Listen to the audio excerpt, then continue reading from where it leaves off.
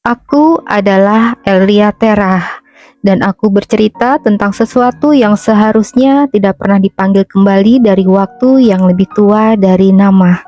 Saat Gunung Padang belum bernama. Bab 5. Perempuan yang diingat batu.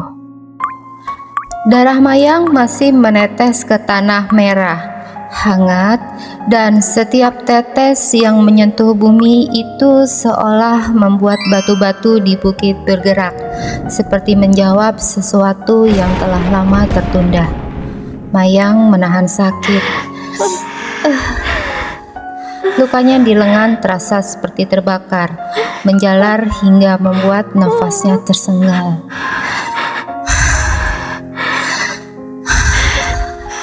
Namun, rasa sakit itu perlahan kalah oleh sesuatu yang jauh lebih aneh. Suara-suara dalam kepalanya. Bukan satu, melainkan banyak. Berbisik, memanggil, mengingat. Bagas memegang tubuh erat seolah takut kehilangan pegangan pada kenyataan itu sendiri. Matanya penuh kecemasan, bahkan untuk sesaat ia seperti lupa bahwa perang masih berlangsung di sekeliling mereka. "Lihat aku," katanya pelan.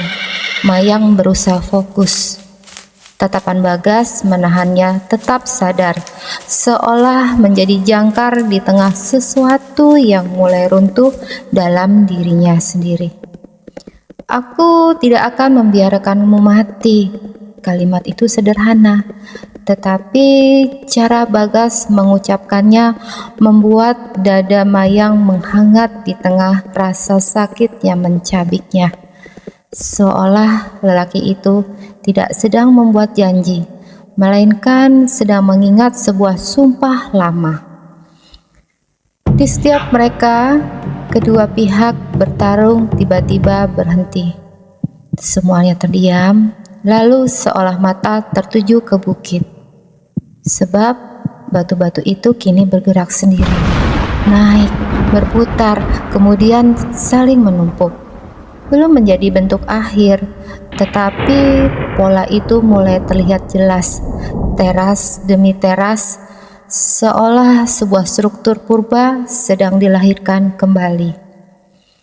Awal dari sesuatu yang kelak dikenal sebagai Gunung Padang.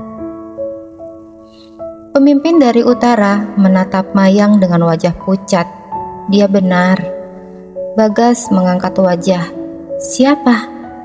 Lelaki itu mundur selangkah seperti ragu bahkan untuk menyebutnya. "Perempuan yang disebut dalam mimpi para penjaga lama," katanya sekali lagi.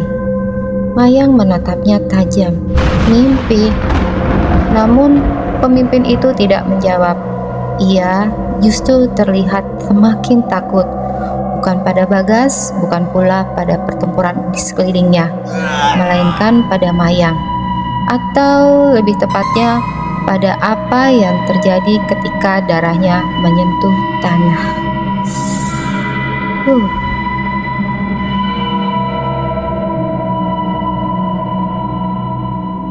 Setelah itu Bagas membawa Mayang kembali ke rumahnya. Perempuan tua di rumah itu segera membersihkan lukanya dengan air hangat dan daun tumbuk. Mayang menggigit bibir menahan perih. Sementara tubuhnya sesekali bergetar. Perempuan tua itu mengawasinya lama sebelum akhirnya berkata pelan, "Aku tahu sekarang." Mayang menatapnya lemah. "Tahu apa?" Perempuan tua itu menyentuh luka di lengannya, seolah memastikan sesuatu yang tak kasat mata. "Kenapa bukit membukakan jalan?" Mayang menunggu penjelasan, namun perempuan itu memilih diam, seakan jawabannya sudah bisa diucapkan, hanya dipahami oleh waktu. Di sudut ruangan, Bagas duduk tanpa banyak bergerak. Sejak tadi ia diam, tetapi tatapannya tidak pernah lepas dari Mayang. Ada sesuatu yang berubah dalam dirinya, sesuatu yang lebih berat, lebih dalam, lebih pribadi. Setelah perempuan tua itu pergi, tinggal mereka berdua dalam sunyi. Api kecil menyala. bergetar pelan diterpa angin malam. Akhirnya Bagas berbicara, "Kenapa kau melakukannya?" Mayang mengangkat wajahnya. "Apa?" "Melindungiku." Mayang terdiam. Jawabannya jujurnya terlalu sederhana untuk diucapkan. Karena bahkan dirinya sendiri tidak sepenuhnya mengerti. Namun di dalam hatinya ada sesuatu yang lebih jujur dari logika. "Karena aku takut kehilanganmu." Padahal mereka baru bertemu, atau setidaknya baru sadar bahwa mereka pernah bertemu. "Aku tidak tahu," jawabnya akhirnya. Bagas menatap api kecil itu cukup lama sebelum berkata, "Aku tahu." Mayang menoleh. Bagas kini menatapnya lurus. "Karena jiwamu mengenalku." Dada Mayang mengenang. Kalimat itu terdengar mustahil, tetapi justru terasa seperti kebenaran yang sudah lama ia lupakan. Bagas kemudian bangkit, melangkah ke altar batu kecil di sudut rumah, lalu mengambil sebuah batu hitam kecil. Bentuknya panjang, permukaannya tampak hangat meski tidak disentuh cahaya. "Ayahku memberiku ini sebelum meninggal," katanya. Ia menyerahkannya pada Mayang. Begitu Mayang menyentuh batu itu, dunia berubah, bukan secara fisik tetapi di dalam kesadarannya. Kilasan datang cepat, terlalu cepat. Ia melihat dirinya, tetapi bukan dirinya yang sekarang. Seorang perempuan lain berpakaian seperti orang-orang desa ini, berdiri bersama Bagas. Tertawa, menangis, menyentuh batu, membangunkan bukit. Mayang tersentak dan menarik tangannya. Nafasnya kacau. "Apa itu?" Bagas tetap tenang. "Kenangan, bukan kenanganku." Bagas menggelengkan pelan. "Mungkin bukan hidupmu yang sekarang." Mayang merasa dingin merambat dari tulang-tulangnya.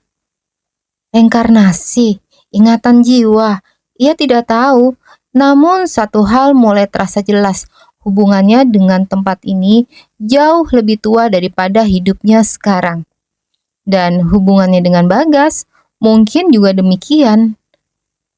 Malam semakin dalam, di luar hujan mulai turun berlahan tapi pasti.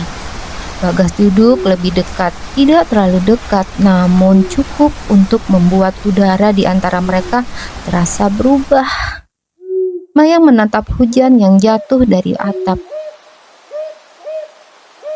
"Apa yang terjadi kalau aku tidak bisa pulang?" Bagas diam cukup lama, seolah menimbang sesuatu yang tidak pernah ia ucapkan sebelumnya. Lalu dia berkata pelan, "Bagian diriku berharap kau tidak pulang." Mayang menoleh. Bagas jarang berbicara panjang, tetapi setiap katanya terlalu terasa memiliki bobot yang lebih sulit dijelaskan. "Aku baru mengenalmu," kata Mayang lirih. Bagas menggeleng pelan. "Tidak."